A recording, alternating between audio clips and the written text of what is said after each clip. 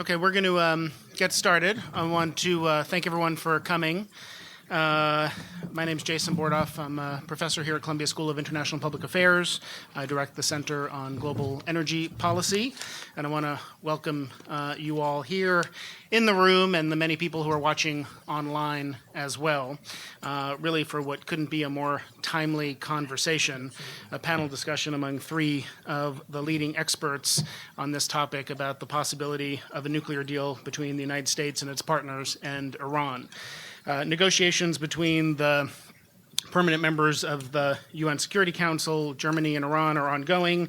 It's certainly possible that no deal will result from these talks, but negotiators have also made clear they're committed to finding a path forward and exhausting all efforts to reach an agreement. Either success or failure will have potentially profound consequences for the Middle East, for international security, and for what we at the center think about every day for global energy markets.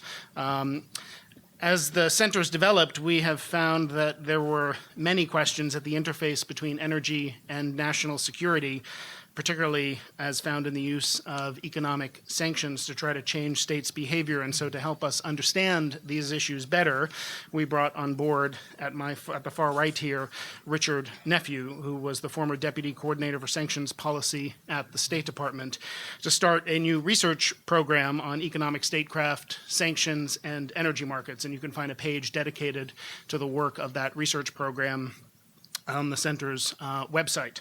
This is just another example of Columbia, of the School of International and Public Affairs, and at the Center on Global Energy Policy of how much is being invested in today's most cutting-edge issues at the intersection of energy policy, of markets, and geopolitics.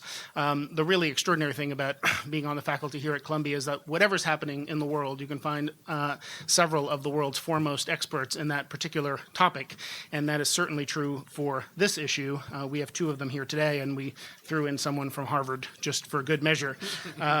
So Richard's going to start our conversation here today by reviewing where the negotiations stand, to the extent anyone in this room really knows, and offering thoughts on the path forward.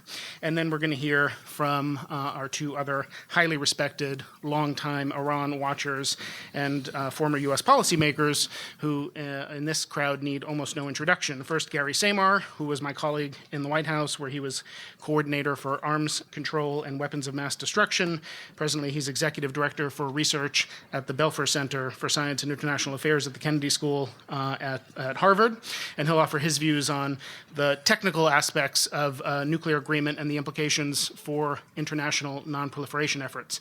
And then Gary Sick, a legend on the Columbia faculty and elsewhere, who, among other things, served on the National Security Council for Presidents Ford, Carter, and Reagan, and has been a resident expert on Iran and really all things Middle East here at Columbia for 2 decades, will offer his views on the regional dynamics at play and the implications for regional security should a deal be reached or not.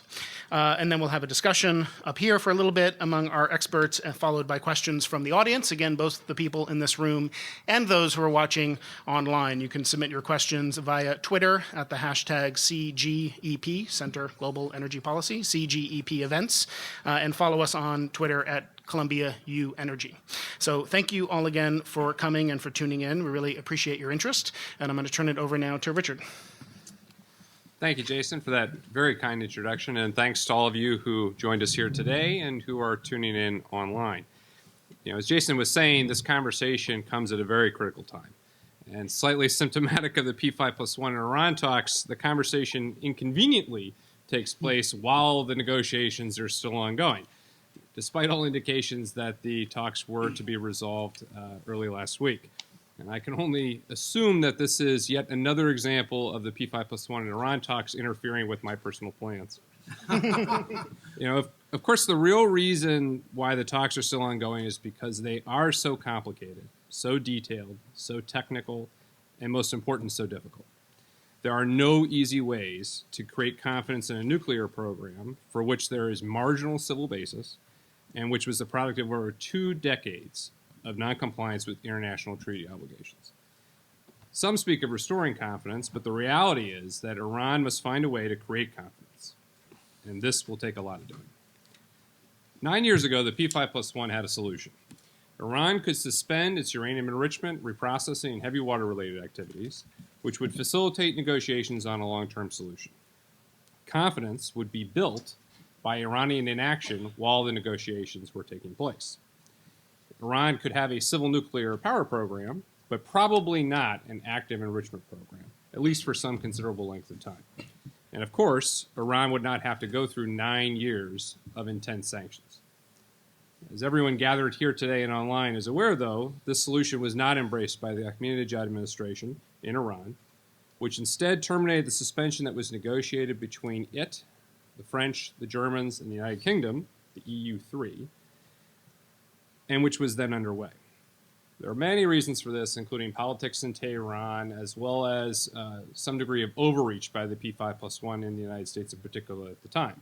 However, the suspension did in fact lapse in 2005 and resulted in the development of what became to be known as the dual-track strategy by the P5+1. In this strategy, the P5+1, which in the complicated math of the Iran talks are the EU3 plus China, plus Russia, plus the United States, plus a little bit of the European Union, have been struggling to find a way to get to a deal through a combination of intensified sanctions pressure that is supposed to lead to a negotiated outcome. For the P5+1, we determined in 2006 that the sanctions would have to be intense and multilateral in order to succeed. Now, for Iran, it apparently determined at the same time that no deal would be forthcoming until the P5+1 acknowledged that Iran would have a nuclear program and that this program would include enrichment. And they set about building what became, in essence, an enrichment fait accompli from that point forward, building out their enriched uranium stockpile as well as their number of installed centrifuges from that time forward. By the end of 2012, it was apparent to most that the strategies being employed by both sides were working. That the P5+1 were intensifying the sanctions on Iran, were putting them under tremendous economic strain. But on the flip side, that Iran was able to develop further its nuclear program and expand its number of installed centrifuges, its enriched uranium stockpile, as well as other aspects of its nuclear program. So there was progress being made, but of completely the wrong sort. And instead, there was an escalatory spiral that had really been generated. At the end of 2012, I think there was also a recognition that the situation had to change. And certainly in Iran, I think there was recognition that the economy was not going to get better through additional resistance. And so there was then an attempt to seek a negotiated outcome. Unfortunately, President Ahmadinejad at this point was damaged goods and in no position to negotiate a deal, even frankly if that was his inclination. And a new start was needed, which was provided by the election of President Rouhani in June of 2013. Let's fast forward to today. The results really are startling. After nearly a decade of confrontation, the P5+1 and Iran are negotiating on a comprehensive solution that would, over time, restore some sense of international trust in what Iran's nuclear program is up to and what its intentions are, and allow for the overwhelming economic sanctions that have been imposed to be relieved. For the first time in nearly a decade, there's a hope that a deal could be reached that would stop this escalatory spiral that began in 2005. Now, of course, the $7 billion question is whether or not the negotiators can get there. The odds are surely against them, largely because of political opposition in Washington and in Tehran. For the Iranians, they are going to need to persuade their government to accept a deal in which Iran's nuclear program is circumscribed, probably for as long as a decade, but perhaps longer than that. Intrusive inspections are undertaken regularly so that they can create confidence that Iran is not pursuing a covert path. And Iranian cooperation with the IAEA to resolve the issue of a possible military dimension to its nuclear program, and to provide the IAEA with access necessary to confirm there are no ongoing efforts to develop a nuclear warhead. It's a fairly big lift, and a number of restrictions and transparency steps that would have to be taken. But for the United States and its partners, there's also a very difficult set of lifts that have to be made. First, they're going to have to accept a deal in which sanctions are gradually suspended and then terminated, restoring Iran's economic opportunity and access to the international financial system. Second, that UN-imposed export restrictions on Iran's nuclear program are eventually terminated, leaving the matter of whether or not to permit transfers to Iran up to national sovereign entities. And third, Iran's nuclear program would eventually be free of restrictions that extend beyond those that any other NPT party under the treaty has to accept. That's an important distinction because it is not the case that Iran at this point would be free to do whatever it wants with its nuclear program. They would still be subject to the prohibition on developing nuclear arms, as well as to the requirement that they provide access to IAEA inspectors. But that said, these are all tough pills to swallow. And I think they will be very difficult for both sides, frankly, to accept. But the risks of failing to do so are also great. For Iran, it can look forward to worsening economic isolation with a profoundly negative impact on national growth, inflation, unemployment, and living standards in general. It would also risk a security situation in which the risk of military strike remains high, frankly, if not heightened. For the United States and its partners, it would face an expanding nuclear program without much likelihood of being able to arrest it through negotiations, and also through sanctions. And I think this is still a beguiling but inaccurate choice that's being presented, that sanctions are somehow independently going to stop the Iranian nuclear program, which I do not think is true. So the risks of a deal may be great, but failing to reach one are even more so, particularly if the status quo of the joint plan of action cannot be maintained absent ongoing talks. This all brings us back to the exact nature of what's being negotiated. And again, we don't really know. And it's unfortunate that the negotiations are still going on, at a minimum for this event. Gary Samore will offer some specifics as to what kinds of nuclear steps may be in mind, but the administration's position is that a deal must involve at least 1 year to a nuclear weapons breakout, and second, enough time to detect and respond to it. Assuming that this is what a deal manages to cover, and bearing in mind the actual details here are quite important, such a deal would, in my view, be in the U.S. national security interest. But others disagree, particularly in Congress. And the letter of 47 Republican senators to the leaders of Iran brought this concern to even starker relief than it was hitherto the case. But it really is just the latest in a stream of criticism that has come to the negotiations, in particular from Capitol Hill. You know, in my opinion, some of this concern is quite legitimate. We don't know whether or not Iran would live up to its obligations under a comprehensive agreement. And the administration, and I personally, am prepared to take that chance, provided the deal is structured to give us enough time to respond if, in fact, the bet goes the wrong way. But others may be more risk-averse. Other criticism, though, seems to focus on whether or not a deal should be reached at all. And I think that this is what really underpinned the speech that Prime Minister Netanyahu gave only a few weeks ago. The alternative path that was described in that speech is one in which additional pressure, frankly intended to change the regime in Iran, can convince the existing negotiators to make a deal. I think the logic of that gets lost somewhere in between putting on additional pressure and convincing people to give up their national interests. My sense, though, is that completion of a framework in these ongoing talks will force those that have been on the sides and on the middle of the two camps to pick sides. This will be tough, and it will be highly context dependent on what comes out of Lausanne. And there are basically three paths that we can walk down after this week. A deal, which will create showdowns in Washington and Tehran. In Washington, they will be in the press. In Tehran, they may not be. But nonetheless, there will be controversy in both capitals.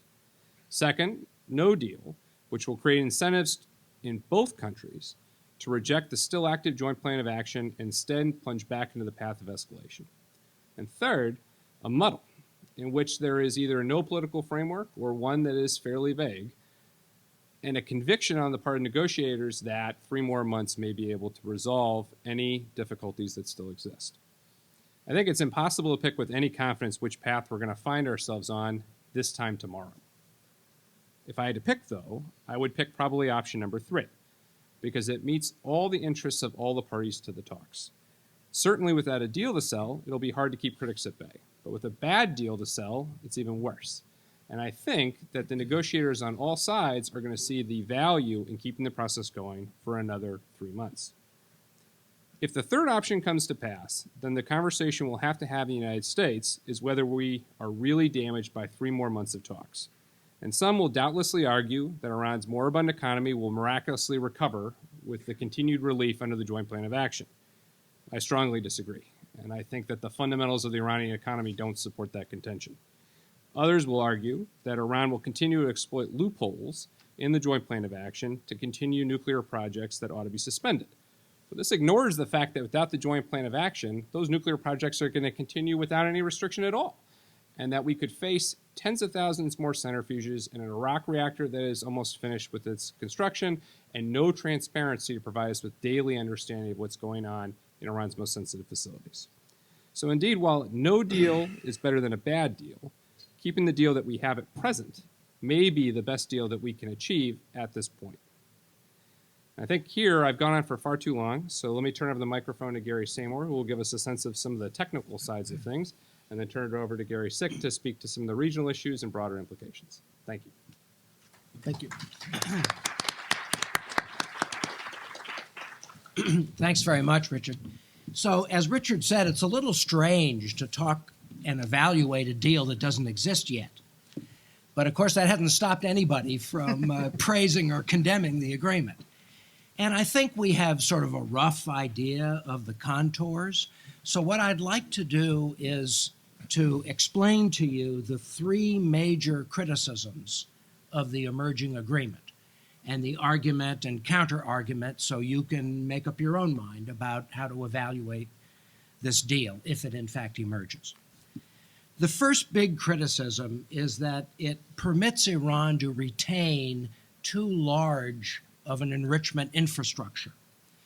Now, according to press accounts, the negotiators are likely to agree that Iran can retain something on the order of 6,000 of its IR-1, that is the first generation centrifuge machines, at the Natanz nuclear facility. Now, that's a reduction in Iran's current capacity. They have about 19,000 centrifuge machines installed at Natanz and a second facility at Fordow, and about 10,000 of those are operating. So it would be a reduction in what they currently have, but 6,000 is a lot more than the opening U.S. negotiating position, which was a couple of hundred machines.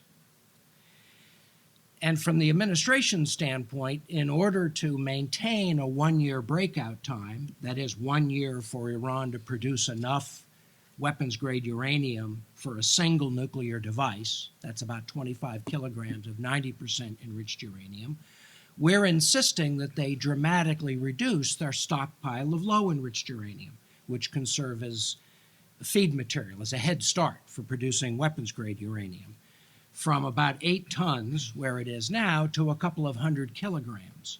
And the method in which that stockpile of low-enriched uranium is reduced is still an issue in contention. We would like to see it shipped to Russia for fabrication into fuel elements for the Bushehr nuclear power plant. The Iranians would like to keep it at home and neutralize it in some way, perhaps dilute it back to natural uranium, perhaps convert it to an oxide form, which can't be immediately used for further enrichment. That's one of the details that apparently is being haggled over right now among the negotiators.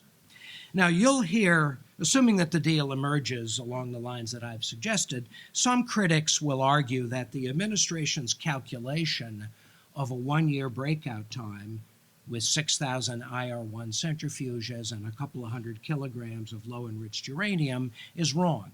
And then, in fact, with that capacity, Iran could achieve a faster breakout time, perhaps on the order of 6 or 7 months. I think when you hear the experts debate this, you should keep in mind that nobody can calculate breakout time with any specificity. It's based on a number of assumptions and calculations, including your assumption about how efficient the IR-1 centrifuges are, and on the configuration of the centrifuges in terms of how they're grouped in cascades to produce highly enriched uranium. And if you have different assumptions, you'll come up with different numbers. In fact, I think it's very misleading to think about breakout time as a specific number. It's much more accurate to think about it as a range, and that can change over time. If the Iranians have 10 years with their 6,000 IR-1 centrifuge machines, they may very well be able to improve performance over those 10 years. Right now, the machines are not operating very efficiently, and the Iranians could improve performance, and that would reduce breakout time. So I think the argument over breakout time, you shouldn't be sort of deluded into thinking that the experts actually know what they're talking about. That this is one of those issues in which the experts will disagree. Nobody knows what the real answer is, including Iran. The only way for them to find out what breakout time really is if they try to do it. And as I say, I think that's, as I'll talk about later, I think that's quite unlikely. The critics will also argue that 1 year, or whatever the breakout time, is not enough to detect and respond to an Iranian attempt to break out, an Iranian attempt to dash toward producing enough weapons-grade uranium for a single device. To me, this is a pretty weak argument, because the IAEA inspectors would detect very quickly, within weeks, maybe even days, that Iran was dashing for a bomb, and I think that would leave plenty of time to go through various diplomatic actions before, if necessary, destroying the facility through a military attack. In fact, there would be a lot of pressure on the U.S. to act, because Iran is not going to wait until they accumulate the 25 kilograms of weapons-grade uranium before they move it. They would move it as they produce it. And therefore, the quicker you act, the quicker you stop them from accumulating large amounts of weapons-grade uranium. So to me, the plausibility of Iran taking the risk of trying to break out at its declared facilities, whether it's 6 months or 9 months or 12 months or 15 months, to me it's very, very unlikely, because the risk is just too great. And up to now, the Iranians have showed a great deal of caution and patience in pursuing a nuclear program in a way that they calculate won't trigger a military attack. It's much more likely that Iran will try to sneak out. They'll try to build covert enrichment facilities, which in fact they've tried twice already. Both Natanz and Fordow started as covert facilities, and we've caught them both times, and I'll talk a little bit later about that sneak-out threat. The second big criticism of the agreement is that the duration is not long enough.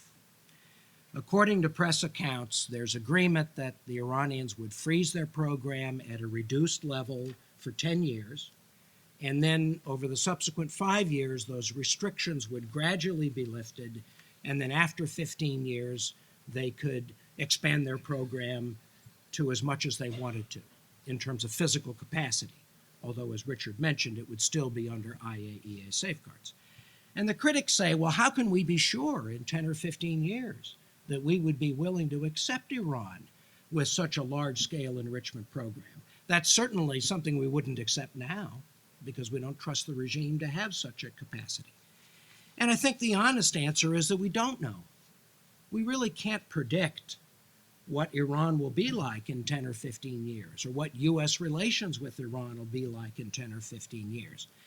Now, I mean, Gary Sick may want to talk about this. There are various theories about how a deal may affect domestic Iranian politics. Some people think it will empower Rouhani and the moderates to shift Iran into a more pragmatic direction. Some people think the supreme leader will take actions to compensate the hardliners who are unhappy about a nuclear deal and weaken Rouhani. I don't think we know. At least for me, Iranian politics are far too obscure and convoluted to predict. We don't even know whether the supreme leader would live 10 or 15 years. So to me, this underscores the essential point, which is that this emerging deal is not a solution to the Iranian nuclear problem. It's a temporizing measure. It's a measure that constrains Iran's program for a particular period of time. It doesn't reflect an Iranian decision to give up their interest in nuclear weapons. No, it's a decision to accept limits on the nuclear program temporarily so that they can get relief from sanctions without changing their policy in the region or their hostility to the United States. So for that reason, I think the likelihood, one shouldn't have confidence that this deal will last for 10 or 15 years. One side or the other may very well renege on the agreement. In fact, Governor Scott Walker has already said if he's elected president, he will abrogate the agreement. The Iranians may cheat. There may be external events to the agreement that blow it up. We and the Iranians, we could easily find ourselves on the wrong side of one of the many conflicts that are taking place in the Middle East.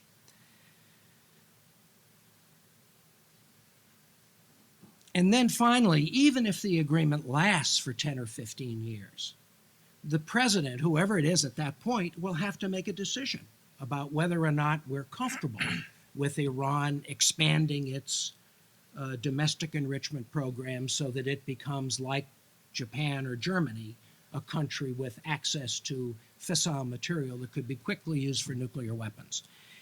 And whoever that president is in 15 years may decide no, that we don't think Iran has sufficiently changed.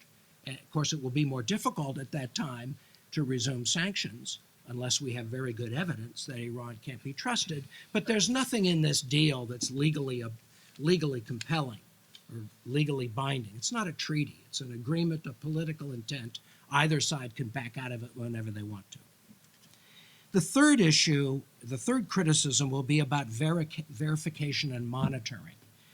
And this is essential, I think, in many ways, the most important part of the deal, because, as I said, cheating is a far more likely way that Iran will try to get around the agreement by building secret nuclear facilities.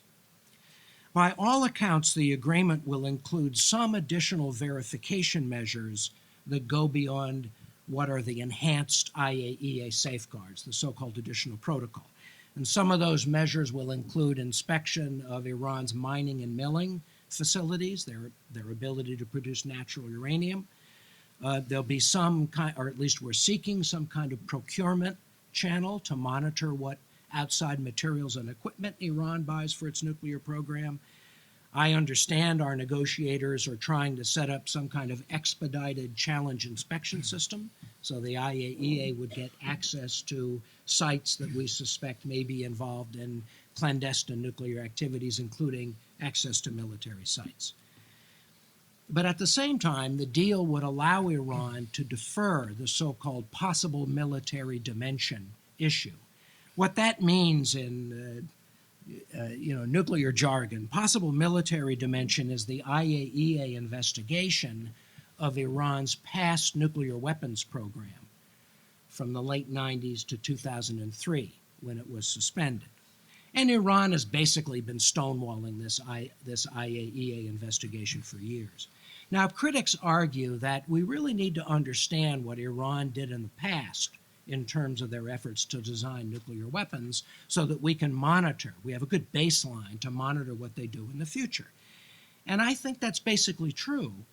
But the possible military dimension really focuses on the question of weaponization.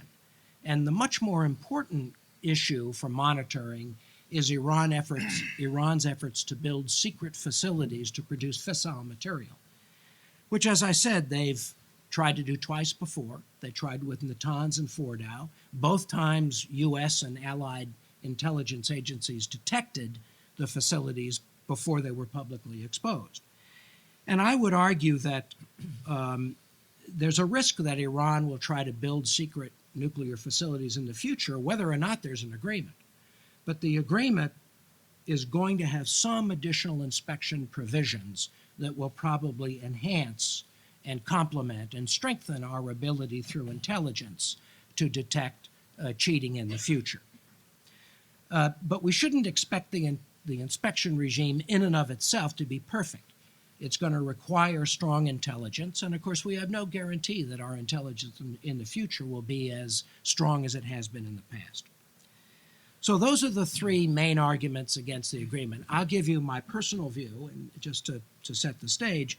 This deal that's emerging is far from perfect. I think it has a number of significant deficiencies, but I don't think any of the criticisms are fatal. The agreement does constrain Iran's program for some limited period of time. It does include some additional systems for inspection and verification. But don't think of it as a solution. Think of it as a temporary measure to manage and delay and that unfortunately, sorry to say, the Iranian nuclear problem is not going to go away even if we have an agreement. Thanks so much. Well, that means we will have more opportunities for discussion and to benefit from your insights. So let's turn now to Gary Sick before we open it up to questions. Gary. Okay, thank you very much. I have a real pleasure to be here, and I feel privileged to be invited. I have a number of my students in the audience. They have to give presentations in class, and they're here to see if I know how to give a presentation. So I will ask them for their grades after we're done. Here I am at this table with two individuals who have long histories in nonproliferation, sanctions details, and who have served very recently in the White House. And for me, I haven't been in the White House for 30 years. And so what am I doing here? I mean, what is my role in this?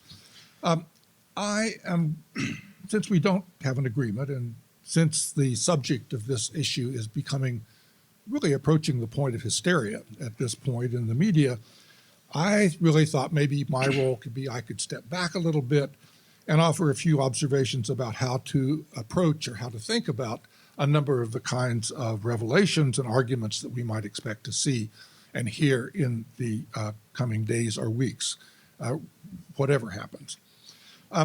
Since Richard has kindly given me a total of 10 minutes to solve all of the regional problems in the Middle East, I had to think about how I could do that.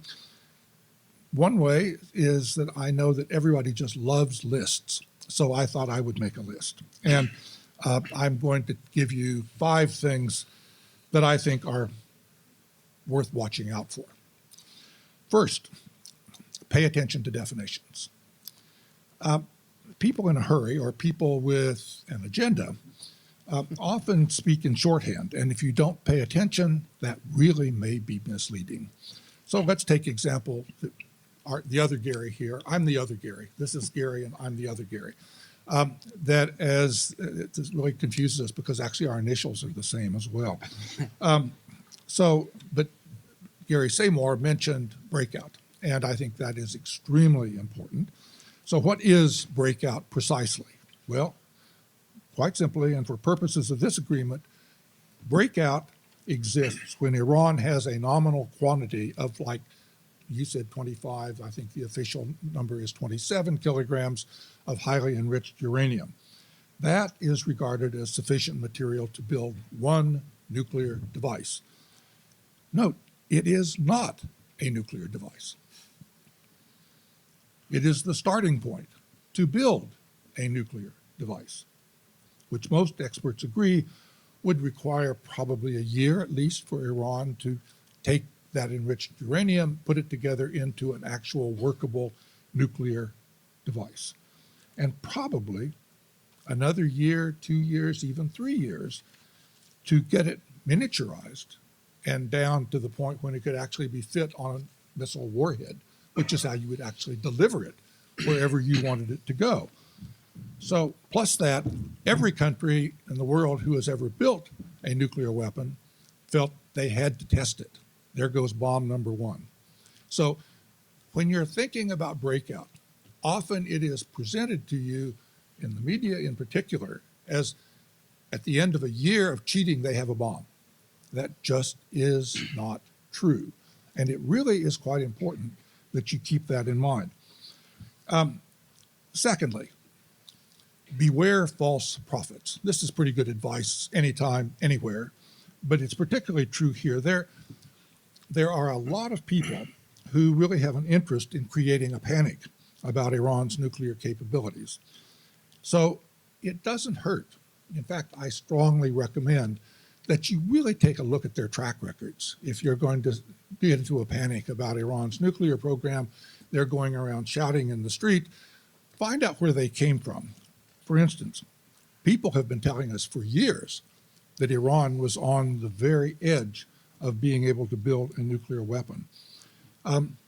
The all-time winner in that category is Benjamin Netanyahu. He first warned officially that Iran was 3 to 5 years away from a nuclear weapon when he was a member of the Knesset in 1992. Yes, that was 23 years ago. And at that point, Iran was recovering from the devastation of the Iran-Iraq War and didn't have a single centrifuge. But that was his prediction. And he kept making that prediction virtually every year or at every opportunity for the next 23 years and kept it up.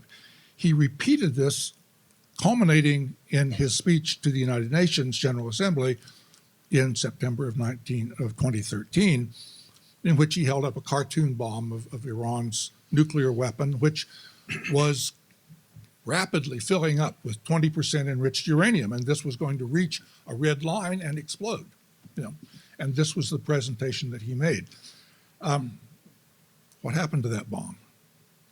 The reality is he doesn't mention it anymore because the bomb is empty. All of that dangerous fuel that was building up has now been drained by this agreement that we've had, which he is so critical of.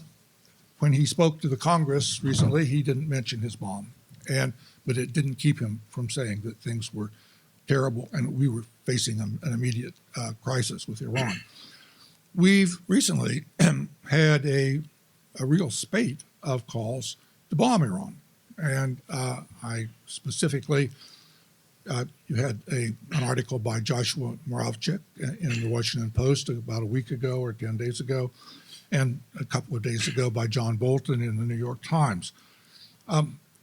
Both of these gentlemen were in the front ranks of those who were proposing that invading Iraq was a really good idea.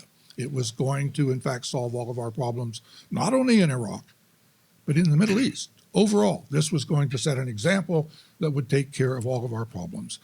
And so these two have a track record that not only goes back to that point, but they've been promoting bombing Iran for years and years and years. Bolton, in the summer of 2008, and this is why reviewing a little bit of history isn't a bad idea, he proclaimed without qualification that the Bush administration would bomb Iran before it left office. This wasn't stated as a prediction. It was stated as a matter of fact. It was just so obvious to him that that was the only thing that could be done with a Democrat coming into the White House and with the Bush administration, which was much more to his liking, that's the way they would deal with the problem. This actually came at a moment when the Bush administration, to its credit, was in fact floating the idea internally of having a diplomatic opening to Iran, which might even lead to a consulate or an embassy being established in Iran. And Condoleezza Rice, who has come in for a lot of criticism in a lot of ways, was in fact putting in place a sort of training facility for young foreign service officers who would be able then to man a consulate or an embassy if and when that happened. So as John Bolton was making his confident prediction that we were going to bomb Iran, the Bush administration was thinking actually much more the way that the Obama administration has thought. They waited until their last 2 years to do it, and I must say Obama has waited for his last 2 years to do it as well. Presidents behave somewhat differently in their last 2 years. You may remember a fellow named John McCain, who, when he was running for president, got a lot of attention with his call to, the Beach Boys, bomb, bomb, bomb, bomb, bomb Iran. This got a lot of attention at the time. It didn't work. But on March 24th, that's just a few days ago, he appeared on the floor of the Senate and actually publicly urged Israel to go rogue, as he put it. That is, to go out and hit Iran, bomb Iran on its own, because clearly this administration wasn't up to doing the job. Now, this is a fellow on the Senate Foreign Relations Committee who is urging another country to destroy American foreign policy and to go a different direction and perhaps start a third war in the Middle East. So I guess the moral is take the trouble to learn something about the track record of people who are preaching panic. Third in my list, pay some attention to history. Those who offer a bland, one-size-fits-all answer to a version of history are almost always wrong. And a few days ago, the noted historian John Boehner commented about these negotiations that, quote, Iran has no intention of keeping its word, unquote. And others claim that Iran has always cheated on every agreement that they have signed. Now, this is one place where I actually know something about the subject. I actually was in the White House in 1981 when we signed what was then called the Algiers Accord, which was a settlement of the hostage crisis. And there was curiously, looking at the kind of criticisms that have been coming up recently, there was an absolute deadline. So people say deadlines are bad. Deadlines are good. Deadlines are really impressive, and they worked. And this was a deadline because Jimmy Carter was going to be out of office and Ronald Reagan was going to take over. And if that happened, we would have to start the negotiations all over again, because if no agreement was reached, that was over, and you had to start all over again. Both sides had to make concessions at the last minute, and they did. I'm not going to go into detail here. If you're really interested in details, I'm happy to provide them. But what is interesting to me to note is that candidate Reagan, who was not yet president, denounced the agreement as negotiated under coercion and did not need to be observed by him or any other president. In other words, he was saying this isn't a good agreement, and I'm not required to fulfill it. Then he got into office, and President Reagan, with his advisors, began looking at the fine print of the agreement, and they very quickly came to the conclusion that this had so many good things for U.S. national interests that doing away with it would be not only shooting ourselves in the foot, but actually doing a tremendous damage to U.S. national interests. He quietly observed the agreement, and it has been agreed to and observed by 5 successive presidents, and it has been meticulously observed by Iran at very substantial cost, I might add, and if you want details, I'd be happy to provide them. And by the way, just for the record, this was never submitted to Congress for agreement. Fourth in my list, when faced with the inevitable harsh criticism that whatever agreement may emerge, that this is going to be a terrible thing, just ask yourself one question. Is it worse than 2013? And I ask that because that was the year, and I think both of you mentioned this in your opening remarks, when Iran was adding new centrifuges virtually every day. They were producing a growing stockpile of 20% enriched uranium, which is getting close to high enriched uranium. The hardliners in Iran had nearly full control over that point, and there was daily talk about a military strike on Iran and the emergence of a new Middle East war. Now, that was just before this process of negotiation began. That threat that we might go back to 2013 does not in any way justify a bad deal. But at the same time, judging the agreement in terms of a perfect deal, what I call the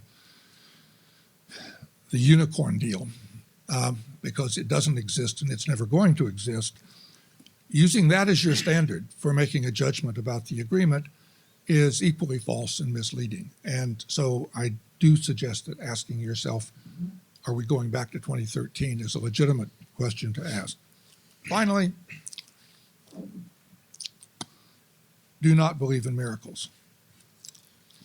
A nuclear agreement with Iran will not solve all the problems in the Middle East. The Syrian catastrophe will not suddenly end. The Islamic State will not vanish. The Sunni Shia distrust will not be overcome. The political fallout of the Arab awakening will still be with us. Iran's human rights record will probably not suddenly turn benign, and their hardliners will predictably continue to make distasteful statements. That's just the way it is. But it's fair to ask yourself whether any of those problems are going to be made worse by this agreement. So if you're looking for something that solves all of the world's problems in one fell swoop, you're not going to get it with this agreement. But that's not a real argument for not doing it. You really have to have a better reason to think about why you're not doing it. And we can argue about specifics, and I suspect some of us on the panel will argue about specifics. But in general, I think we're likely to be better off after an agreement than we are now. And I'll leave it at that. Great. Thank you so much. Thanks to everyone. We're going to turn to our discussion now. For those just joining online, or for those of you listening after the fact to our podcast, which, like all our events, is available for download through iTunes and our website at the Center on Global Energy Policy. Let me remind you, we're joined here now by Columbia University's Richard Nephew, Columbia's Gary Sick, Harvard's Gary Samore. My name's Jason Bordoff from the Center on Global Energy Policy at the School of International and Public Affairs. There's a lot of ground to cover in those great remarks, and lots of topics to talk about, and open it to the audience and to the crowd watching online through Twitter as well in a minute. But since we are an energy center, let me just start with energy just to get it out of the way and talk for a minute about it. Richard, let me start with you. There's been an awful lot of speculation about when new oil will hit the market after a deal. Some have suggested it could happen really quickly. Some have been more doubtful. Tell us how we should think about that. Sure. I mean, I think my opinion is that the earliest we could expect new Iranian oil hitting the market is 2016. And let's unpack that a little bit. That assumes that the framework talks that are currently ongoing result in a framework, and result in a framework that positions negotiators to conclude a comprehensive agreement by the end of June. That, to me, is optimistic based on what we're seeing right now, but let's assume for the sake of argument that is, in fact, what happens. What's always been in mind is not an immediate set of actions that both sides would take, in part because the kinds of nuclear steps the Iranians are going to have to take in order to make an agreement work are time-consuming. Taking centrifuges apart and replacing them, removing them out of facilities takes time. Modifying reactors takes time. Shipping nuclear material out of the country, if that in fact happens, takes time. And so those kinds of specific nuclear steps are going to be a pacing factor for when sanctions relief can manifest. So if you assume that it could take between 3 to 6 months for those steps to take place, you're not looking at sanctions relief in the oil area happening before early 2016. And of course, we're assuming then that oil is the first tier of sanctions to be relieved, which may not be the case. So I think while there is a lot of exuberance behind the idea of more Iranian oil coming on the market, I think it is a far better than even proposition that we're looking at early 2016, if not later. And just to follow up on that, when you and I were in the White House working on Iran sanctions, among other things, oil prices were $120, I think. There was a lot of concern about the impacts that sanctions would have on global oil markets and, by extension, the global economy. Today, prices are less than half that amount. Does that change the consideration at all in the administration? Does it make it more likely or easier for Congress to ratchet up the sanctions? Does it have any impact? Yeah, I think it does. I mean, I think it is reasonable to believe that lower oil prices, which means that there is more supply, will make it a little bit easier to impose sanctions that require with reductions of Iranian sales. At the end of the day, we moved from 2.4 million barrels per day down to 1 million barrels per day over the course of a year in imposing the sanctions. And that was at a time where we had $120 a barrel. If we don't have that situation, one would have to believe that it would be easier to get a further reduction just simply based on market dynamics. That said, I think we need to bear in mind that those who are purchasing Iranian oil have multiple different reasons to do so. Some of it's strictly market, and some of it is diversification of supply. And I think there is going to be some concern on the part of purchasers to move entirely away from Iran, particularly if the deal does not manifest because one side, or rather one country in the P5+1 is not able to agree to it. And so I think the way in which a move to sanctions and renewed sanctions takes place will have a great bearing on whether or not the sanctions are accomplished easily. Do Gary Sick or Gami Samore, you want to come in on that topic? No. Okay. Let me encourage you to also ask questions of each other and jump in and just get a conversation and dialogue going. Gary, Samore, many have argued that a deal with Iran that permits enrichment to remain in the country will lead to a spiral of proliferation to other states in the region. Do you agree? Are there ways to mitigate that spiral? If so, can Saudi Arabia or other countries with a potential interest in nuclear weapons as a counter to Iran be convinced to not pursue them?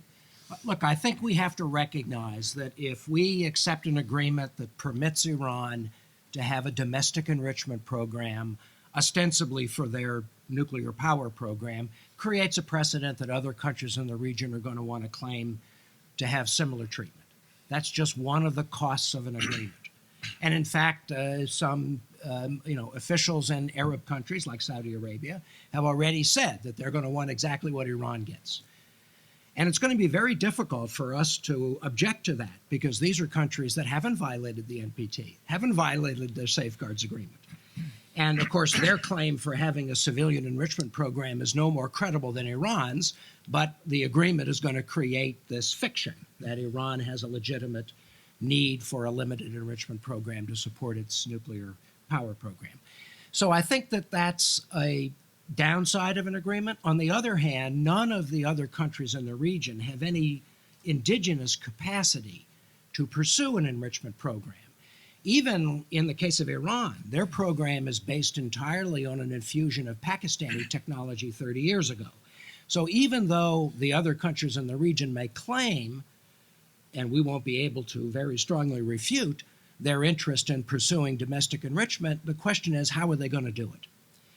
Now, of course, Iran benefited from secret transfers from Pakistan 30 years ago. The Pakistani government now claims they're not in that business anymore. That's something to watch. None of the established nuclear suppliers that have enrichment technology are going to sell it to the Middle East. So that really only leaves North Korea. And I think it's worth keeping a very close eye on whether the North Koreans take advantage of what may be a new market for them to sell their enrichment technology to the Middle East. And the final thing I would say is if there's no deal and Iran proceeds with an enrichment program without any restrictions, that also creates tremendous pressure on other countries in the region to match Iran's capabilities. So either way, with a deal or without a deal, there's going to be pressure for other countries to pursue nuclear capability. That's not new. If you look at the Middle East over the last 30 years, a number of Arab countries have sought nuclear weapons. Egypt under Nasser, Iraq under Saddam Hussein, Syria under Assad, Libya under Gaddafi. They've all pursued nuclear weapons. We've been fortunate none of them have been successful, but that pressure for nuclear proliferation in the Arab world is going to continue no matter what. Gary Sick, did you want to comment on that? Just one additional comment on that. Basically, I thought it was a rather odd statement for the Saudi senior official to say basically, well, we'll insist on getting everything that Iran gets. Okay. So what? I mean, what they're going to be getting is exactly what they've already got. I mean, they're members of the nonproliferation treaty. If they want to start enriching, we wouldn't like it, but there's nothing to stop them at all. There is no prohibition in the nuclear nonproliferation treaty. And I've got two experts sitting on either side of me here, but I think it's true that there's no prohibition against doing that, and they haven't done it. You have to remember that there is a nuclear state in the Middle East. It's called Israel, and basically has not been particularly friendly with the countries of the region. They have nuclear weapons, and that has not sponsored a huge surge in the region to build nuclear weapons on their own. Plus, think about it a little bit. What if Saudi Arabia, basically to make a political point, says, okay, Iran is going to continue with an enrichment program that is going to be heavily monitored and watched. Fine. We're going to do that same thing. They're going to run into a lot of problems with the United States immediately for saying, look, do you really need to do this? I mean, we're perfectly happy to sell you uranium to put in a reactor, but do you really have to do it yourself? And suddenly Saudi Arabia is going to find itself in the same position as Iran has been, and they pay a price for that. It's not that it's going to eliminate the relationship between Saudi Arabia and the United States, but there's a real cost associated with, in fact, doing that, in a way that you think you're just going to make a point. So I take this as a fairly empty threat, and I don't think it's a very serious thing at all. Well, let me stay with you, Gary Sick, for a minute on Saudi Arabia. I just came back from there 2 weeks ago, and not surprisingly heard lots of concern about these negotiations. How do you think Saudi Arabia and other countries in the region will react to a deal? Some have speculated that the multinational Arab military force announced this weekend at Sharm el-Sheikh as a precursor to an Arab move away from the United States. Do you think that's right? Do you see the Saudis moving away from the U.S. or just hedging their bets or something else? It's an imponderable in a sense because Saudi Arabia is behaving in a way that it never has before. It is now attempting to make itself into the leader of the Middle East, not just with bankrolling things, but in fact launching a war. Now, Saudi Arabia had a war in Yemen years ago, back in the 60s. It didn't fare very well. Curiously, at that time, they were supporting the Zaydis, who they at that point called the monarchists. But the Houthis, who are there now and are seen as the great threat, are Zaydis. That's where they came from. So Saudi Arabia a few years ago was in fact supporting the Zaydis, which they now call Shia, and they assume that this is all a matter. Those same Zaydis actually ran the government of Yemen for 1,000 years. So their role is not totally illegitimate, even though it's a different group of people with a different set of motives. I think you have to look at this. And there's a lot of criticism of the United States, and rightly so, that we are deficient in our understanding of the history and the internal politics of the region. But watching Saudi Arabia deal with Yemen, I must say that they're exactly subject to the same criticism. I mean, this is really foolish on their part, and I don't think it bodes well for them. Welcome to quagmire number 2. I mean, this is really the road they're going down. And what will their reaction be to an agreement? The bottom line is they won't like it, but there's a lot of things that have happened. They didn't want us to go into Iraq either. And now they're finding that the threat of IS is a sufficient threat that they want to operate and work with Iraq, and they've changed their mind. They had good relations with Iran years ago. Now they don't. What's the possibility that they might decide that that may not be a bad way to go? In short, they'll say they don't like it and they won't like it, but in the end, they'll probably decide, as a lot of people in this country will, that it's a lot better than the alternative, and they'll learn to live with it, and life will go on. Gary Samore, you wanted to come in on that? So the big Saudi concern is that in the wake of a nuclear deal, the U.S. will acquiesce, or we won't, strongly oppose Iranian efforts to strengthen their position in the region. And the Saudis are terrified that Iran is on the ascendancy. And of course, the Iranians take advantage of that by boasting that, they have a controlling position in Damascus and Beirut and Baghdad and Sana'a. I think in a way this war that Saudi has embarked on is very good timing because the U.S., of course, is supporting Saudi Arabia's attack against the Houthis. And that's a way to demonstrate that despite the nuclear negotiations, Washington is not going to pull its punches, and we will continue to help the Saudis obstruct and block efforts by Iran to expand their influence when it's in our interests.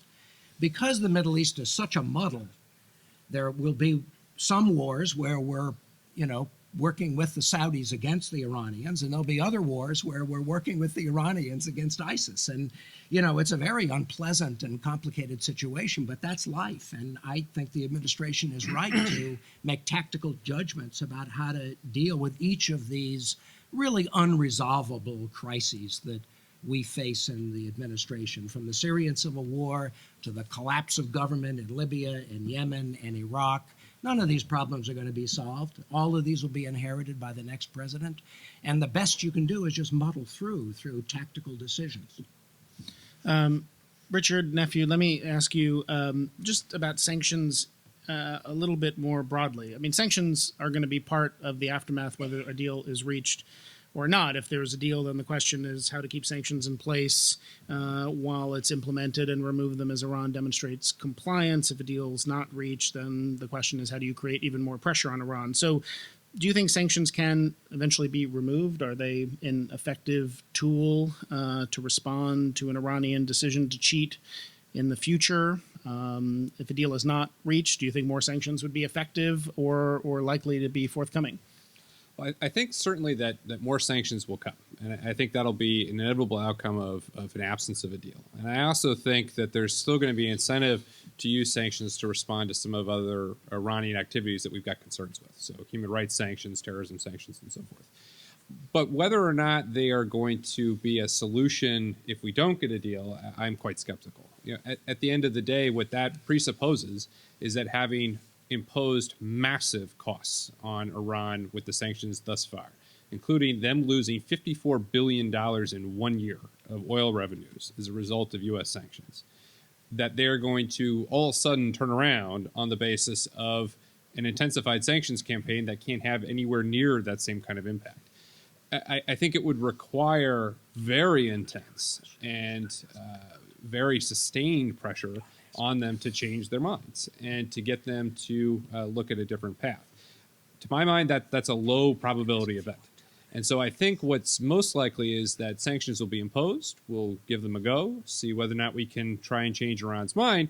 But more than likely, it'll be a precursor to military action. And I don't think that is in anybody's best interest.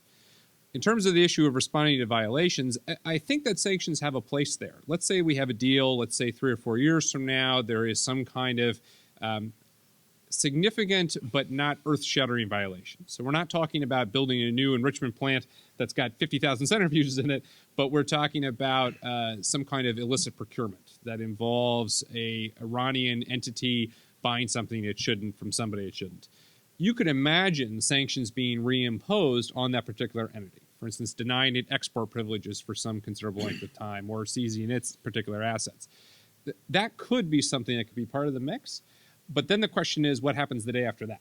Because then you're back in a question of, do the Iranians take that and say, okay, we understand there was something that was done that was wrong, or do they respond by then telling the inspectors they're not allowed in a facility for a week?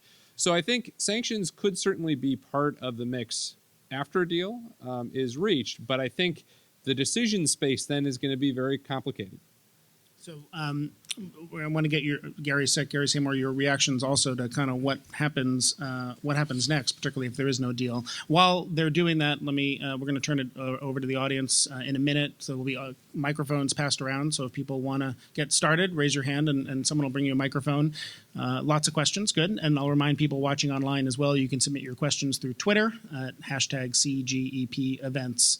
So let's just bring that around, and if you could, either of you want to come in on that while you're doing that. Yeah, very, very briefly. First of all, in case you don't know, I mean, Richard sitting here beside me is perhaps one of the greatest experts on sanctions in the U.S. government. He also has written an article very recently that I think is just an extraordinarily important one, which deserves to have as much attention as possible, and that is that there's a dwindling effect of sanctions, that basically what we have done, he alluded to this just now, but his article spells it out in great detail. And I think it's really an important one for people. I think it's something the Congress does not understand at all. That basically we had a huge impact with sanctions, some of which were designed by him, actually, and that really was effective. But doing it again is not going to have the same effect, and even trying to add to it is going to be very, very hard. And I really do recommend that you look at his article, which was done both as a paper here and also in an op-ed piece. But I think it really is useful, and it does shape your view of how sanctions are going to work in the future. And you have to have limited enthusiasm for what is likely to come from that later on. So just to, I want you to come in and, Kyle, if you could bring the mic to someone raising their hand in the middle. We're going to get a few questions at a time and then open it up. So while you bring the mic to someone, you speak for a minute, and then we'll take 2 questions.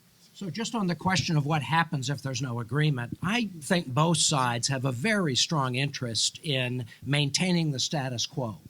From our standpoint, we've managed to freeze most of Iran's nuclear activities without sacrificing most of the sanctions regime. The Iranians have been able to get a respite from additional sanctions without having to make any fundamental sacrifices of their nuclear program. Neither side wants to return to the status quo ante, where we would be faced with increased Iranian nuclear activity and the risk of a conflict. The Iranians would be faced with more sanctions and the risk of a conflict. Neither side wants that. So if there's no deal, either at the tomorrow or at the end of June, I think there's a pretty good chance the governments will try to figure out a way to do another extension, which they've already done twice already. And the big question will be whether that process of extending and maintaining the status quo is politically sustainable in Tehran and Washington. And later we can talk about that. But my guess is that the prospects of these talks falling apart because one side or the other says, I've had it, the other side's unreasonable, I'm tearing up the interim agreement, I think that's very unlikely. Great. Okay, so if we're going to open it up to questions now, we'll probably, given how many there are, take 2 or 3 at a time and then give you guys a chance to respond. If people could introduce themselves very briefly and ask your question very briefly. We're going to start here and then right over there in the 4th row. All right, good evening. Thank you for this presentation. I'm really glad to be here. So many technical informations about nuclear programs that I never heard about before. So I'm really glad to be here. Very informative, first of all. My name is Yusuf Bahami. I'm independent for this event. Don't study at Columbia, but I have started the political life. I'm a precinct chair elected at the Montgomery County in Ohio, moved recently to New York, and I'm involved with the Democratic Party. So my question will be more in regards of the efforts that could be done at the level of the intelligence, not the military intelligence first. You talked about it a lot earlier, but regarding the Department of State's endeavors in that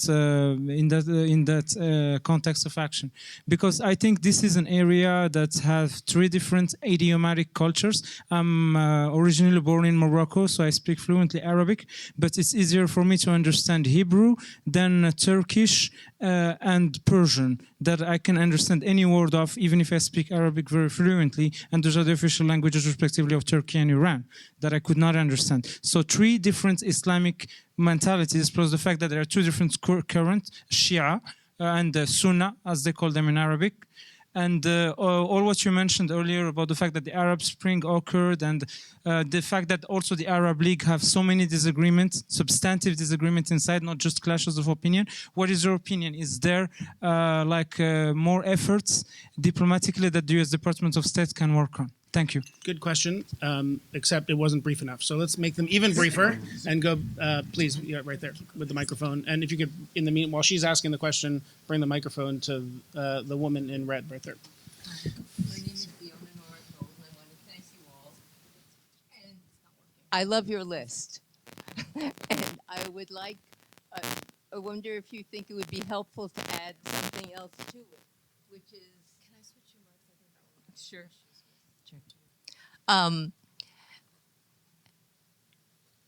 It's sort of taken for granted lately that Iran is an enemy, that Iran is a devil, blah, blah, blah, blah, blah. And looking back at the history of the relationship of our 2 countries, I don't remember being attacked by Iran at all. I remember a coup where we got rid of their favorite guy. I think that the mentality that has been created of we have to be careful of Iran, we can't trust Iran, we can't this Iran, we can't that Iran, should be changed. And I think it would be helpful to both of our countries if it's changed. And having just come back from there a couple of weeks ago. Ask for a question quickly. No, and just seeing the friendliness and the warmth and everything of the people and the kids necking in the park, I think it's an easy time for a change, and I wonder what you all think about that. And if you could just pass it behind you, that'd be great. Thank you. Thank you. Thank you. Thank you very much for your presentations. They're very enlightening, a little bit heartening maybe, but I'm cautious on that one. I have one question that's probably quick and easy, and that is Iran permitted to continue to build centrifuges and enrich while these discussions are going on? And the other was, Gary mentioned the word moderate with regard to Rouhani, and I'm curious about what demonstrable activities or manifestations of that word justify calling him moderate when he is perhaps one of the most radical historically in the Iranian government on the nuclear program, on international terrorism, on animosity toward the United States, on elimination of Israel. What is it that you see that makes him moderate? And is that vision of moderation of Rouhani in any way driving the sense that these negotiations are our hope for the future? Great. So we'll get responses to those and move the microphone to the other side of the room in the meantime. Who wants to jump in? The first question about intelligence, somebody ought to. Yeah, please. So I say I haven't been there in a long time, so I think this would be. Right. So what I would say is, I think, to your question about is there more that can be done in terms of kind of gaining intelligence and being able to really work in Iran and understand what's going on there, I think the answer to that is yes. And that'll be a core part of any deal that comes out. We'll have to continue to understand what's going on inside of Iran, and especially with its nuclear program, but beyond that, including to its decision making. If I can just take one of the other questions that came as we kind of came along, the issue of Iran continuing to build centrifuges and whether or not that's allowed. So the way the Joint Plan of Action works, the Iranians are allowed to continue enriching, but with a cap on the amount of low enriched uranium that they're able to stockpile. The rest has to be dealt with. And in terms of building new centrifuges, they're only allowed to do a one-for-one swap of centrifuges that break. And so, no, they are not permitted to dramatically expand the number of building centrifuges. If I could take on part of these questions. First of all, the magic word of trust showed up. This is not about trust. This is, if you want to use Reagan's famous formula, don't trust, verify, or trust and verify. But verification is what makes the trust. And that is something that is not going to be there immediately. And we shouldn't even want it to be there immediately. If you can really trust each other completely, why do you need a negotiation? I mean, that is, you negotiate with people you can't trust. You negotiate with people that you don't trust. And that's what we're doing. And so I think this sense that somehow we have to sort of embrace Iran is just wrong. And I don't think it's going to happen, moreover. But beyond that, let me say something that I think is really controversial, having not said anything controversial up to this point. In my view, there's a very real chance. There are a lot of people who are in favor of regime change in Iran. They think that that is the only way we will ever deal with this country, is by a total change of regime. Let me suggest that this agreement is probably the best way to regime change that you're ever going to get. Basically, the regime has to then open up to the rest of the world. It has to open up to trade from the rest of the world. It has to participate in the international community in ways that it has not. Basically, Iran has sealed itself off from the rest of the world. This move of Iran accepting, and I frankly, I don't accept the description of Rouhani as the most radical person in. Anybody who says that really hasn't looked at the radicals in Iran. I mean, believe me, I mean, there's 1,000 people that I would go through before I get to Rouhani. Rouhani has been a member of the regime, has been a member of the government for a long time. But of all the people I would argue as being ultra radical, this is just not one of them. He tried to negotiate with us. Richard mentioned earlier in 2003 to 2005. We turned him down. I think Richard was a little cautious about what he said He's been there more recently than I have. But the reality is we said no.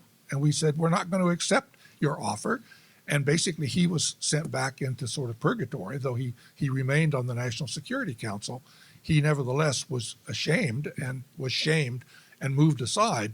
And his cohort, a fellow named Zarif, who is now the foreign minister, was working with him at the time. And he basically was fired from his job as the ambassador to the UN, sent back, taught a few classes at the University of Tehran until Rouhani was elected president, and then was brought out of mothballs basically and put to work to try to negotiate another agreement. They are going, if the agreement goes through, Iran is accepting change, real change. And that is the thing that the hardest of the hardliners have resisted the most. They are the ones that benefit from a hard line, who benefit from confrontation with the West, who can't stand the idea of foreign investment coming in. The Revolutionary Guard has all of this sweet deals, building all kinds of, well, they're building airports and they're building subways and they're running the oil industry and they're doing a lot of other things that they were never intended to do, and benefiting hugely from the smuggling that goes on, which they control. So they've got a really good deal here. They like it the way it is. And the supreme leader has a problem trying to hold those people in check as this process goes forward. But if you think that the hardliners are going to suffer because an agreement falls through, I've got a word for you. I mean, it's just not true. They're the ones that will benefit, and they know it. Did you want to comment on this? Yeah, let me, Move on? just say two things. First, Rouhani and Zarif are presenting themselves as pragmatists or moderates, and the people around them are whispering to people like me, and I'm sure they're saying it to many others, if you give us a generous nuclear deal, then Rouhani will be empowered and he'll be able to bring about transformation of Iran's society and economy and politics and move Iran in the direction of closer relations with the United States and reform at home. I hope we're not counting on that. I mean, if we do a nuclear deal, it shouldn't be because I hope Gary's right. And he may very well be right. I don't claim to have a position, but wouldn't judge a nuclear deal on the basis of what impact it may or may not have on domestic Iranian politics. And I agree completely. This second thing I wanted to say is that I talked to somebody who just got back from Iran, who I respect. I mean, he's an American Iranian, and he went around and talked to a lot of the different factions. And what he reports to me is that the hardliners like the status quo. They prefer there to be no deal because they don't want Rouhani to take credit for easing the economy and strengthening his political position, but they don't want the talks to fall apart either because they know additional sanctions will be difficult for everybody and may even lead to social unrest. So that leads me to think that the supreme leader, who, as Gary said, is balancing all these different factions and making all of his complex calculations, as Iranians do, he may at the end of the day decide that he's going to continue to insist on very unreasonable terms for an agreement, recognizing either the U.S. will capitulate and accept things that will be difficult to sustain at home, or will continue to resist but keep rolling over the existing agreement, and he may be very happy with that. So I'm going to go over here, take 3 questions, and if they are very, very quick, and the responses are very quick, I don't want this lectern to penalize the people on this side over here, so we're going to get a couple over here. But let's take 2 or 3 on this side first. Thank you. This has been a very informative panel. I'm Eli Clifton with the Nation Institute. This question is for Dr. Samore. You seem to strike a very moderate posture supporting talks and the diplomatic process following the November 2013 agreement. You also serve as president of a group called United Against Nuclear Iran. United Against Nuclear Iran's seemingly exclusive focus on isolating Iran, including activism against legal humanitarian trade, verges on opposing all diplomacy. And their largest identified donor, Sheldon Adelson, has suggested dropping a nuclear weapon on Tehran. What explains the difference in message between you and United Against Nuclear Iran? There was behind you, and then the woman up here in the second row. Hi, Negar Mortazavi, journalist. This question is for Mr. Sikh. You talked about how the hardliners will not be happy in Tehran from a deal, or how they will be happy if there's no deal. What do you think the hardliners in the U.S. or those who want who don't want a deal will do? How will they try to sabotage if there's a deal? What will happen if there's a Republican president after President Obama? And how can basically a deal be maintained if it's made? Let's bring the microphone to the aisle on the second row. Thank you very much. My name is Judith Dunker, political science, Lehman College. I want to talk about domestic politics here in the United States. What is behind the ridiculous positions and actions we're hearing? Is it largely presidential politics, or are there some interests behind the decisions and the points of view that are being articulated? Thank you. So let's quickly get responses to those, and if you could take the microphone to this side of the room while they're doing that, please. Gary Sick. We'll start with Gary Sick. Well, with regard to the issue about what about U.S. hardliners, it actually fits together with the two last questions actually fit together very nicely. One of the things that I've always found amazing about U.S.-Iran relations is that we are mirror images of each other. In very real sense, neither country really has a foreign policy with regard to each other. They both have domestic policies with regard to each other. So in Iran, you have to deal with a group of people who are tremendously influential in the way things run and try to move them in a direction that perhaps they don't really want to go. In this country, we have not an dissimilar situation. I could go on at great length about this. And clearly, the hardliners, again, I think they're holding out the idea of an impossible deal and insisting that we have this impossible deal with really one objective in mind. And I'm reading their mind, and I'm perhaps perfectly willing to be, corrected on this. But I think what they're really after is forcible regime change. Their idea is you cannot deal with this regime. It is illegitimate. It is impossible to deal with them. And the only way to do it is to overthrow them. And that means it's not going to happen any other way. You've got to use military force. That is, if you strip away all of the arguments, that's where you end up. And to me, that is, for instance, if you look at John Bolton's piece in the New York Times just a few days ago, that's really what it said.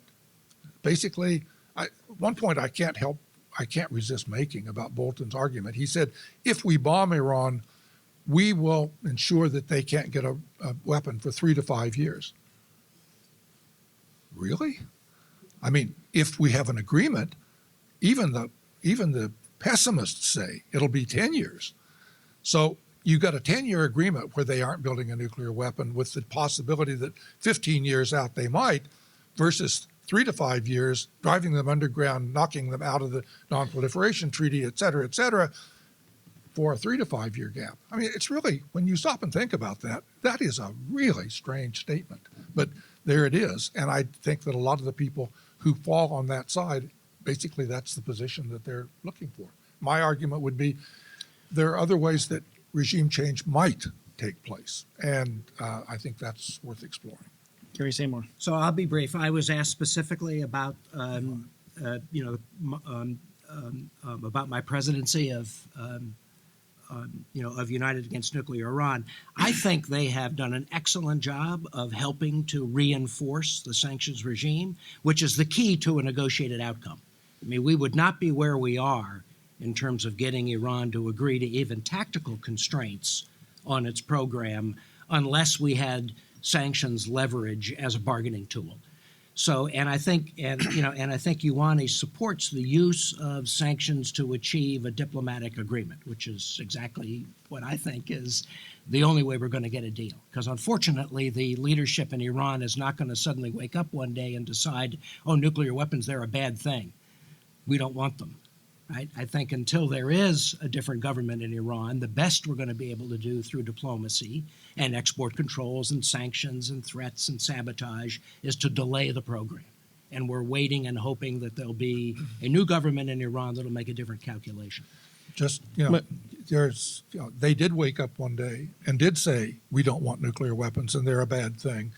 And what you're saying is that you're not willing to accept that. I mean, okay, I agree that you're not willing to accept that, but if you're going to say they're going to wake up one morning and make this strange announcement, they've already done that. They did it years ago, and they've been doing it repeatedly since that time. You don't have to agree with that, but don't say that it hasn't happened yet. No, it's that I don't believe it. I know. I mean, I know what they say. I just don't believe it.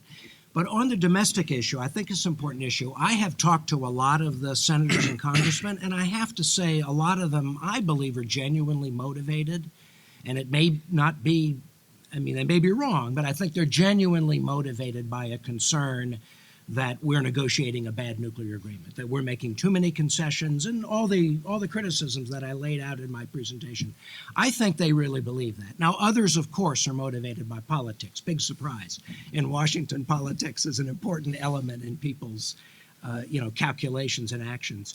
I think at the end of the day, I think Congress is very unlikely to override an agreement. If an agreement emerges, there may be a majority in both houses that are willing to vote against it, but I don't think there's a two-thirds majority. Because at the end of the day, Congress is not going to want to take responsibility for blowing up an agreement that's supported by all the major powers in the world and puts us in a position where for us to try to restore the sanctions regime when we're the ones who've rejected an agreement, that's very, very difficult. So my guess is that you'll see a lot of letters and speeches and hearings and votes on legislation, but at the end of the day, if a deal is done, I don't think Congress is going to be able to override it. Do you have a burning issue? I was going to try to be fair to this side before we wrap up with one final question. I'll be aggressively quick because he can fire me. The point that I would just make is I think one of the reasons why this is being so controversial and difficult is that Iran's the first country to potentially negotiate away a nuclear weapons option. That's not the case in South Africa, which dismantled and was seen as doing so very verifiably, as Ukraine and other cases where the weapons actually left the country. And I think part of the reason why this is so controversial is, as these two gentlemen just described, it's a question of trust as to whether or not, in fact, they have made the turn. And everybody's just got a different level at which they can accept that. All right, we have 2 minutes left. Let me just take a final question here.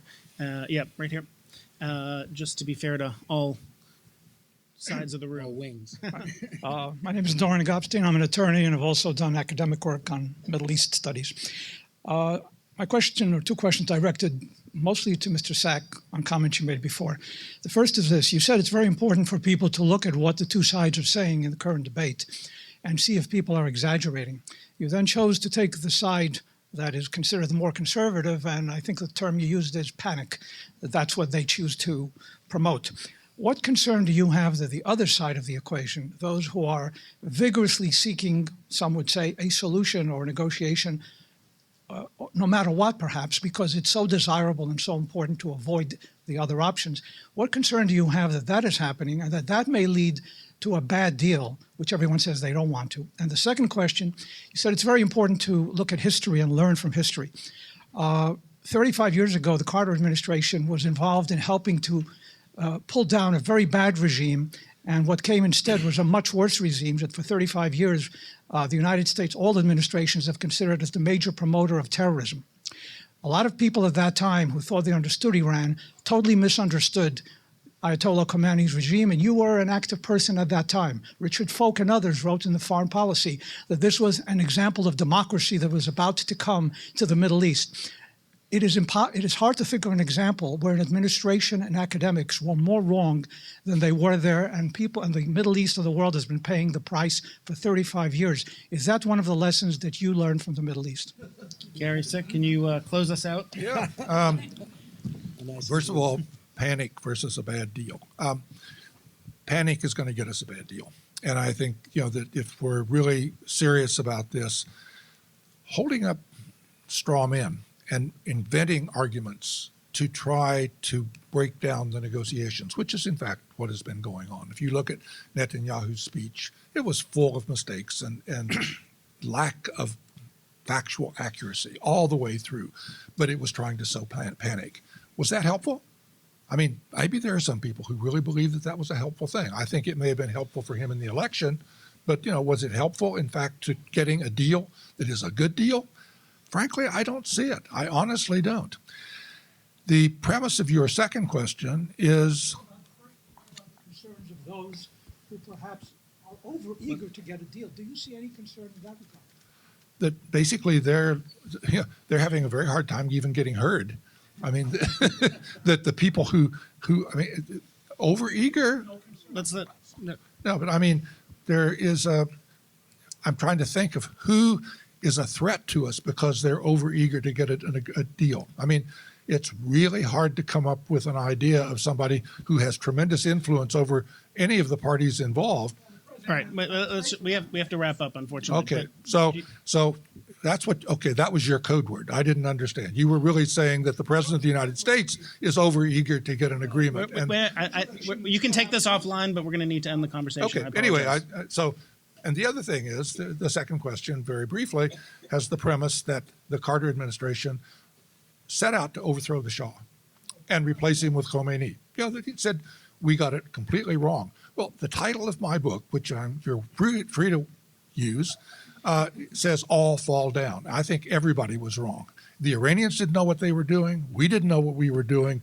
There were huge gaps in everything. And I would argue that if you had put, who do you want, Kissinger in there to run the show, that he would have been able to stop that Iranian civil war and solve everything perfectly. No, it was a messy situation. And, but that underlying premise that we did this intentionally is just wrong. So we obviously could go on for quite some time, and we will, through the research program we've created on economic statecraft, sanctions, and energy markets at the Center on Global Energy Policy. Obviously, a lot more to discuss once we know whether there's a deal or not.